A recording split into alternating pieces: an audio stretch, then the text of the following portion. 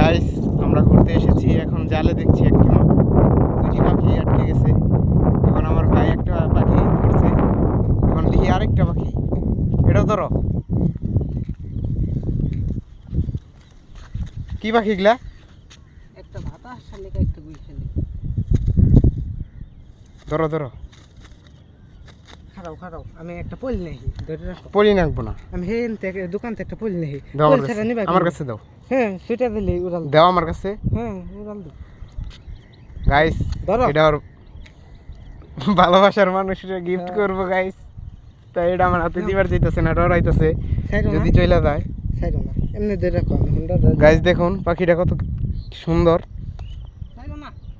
দেখছেন অনেক সুন্দর পাখিটা। এই দেখুন আরেকটা আটকে গেছে, তাড়াতাড়ি আয়ো।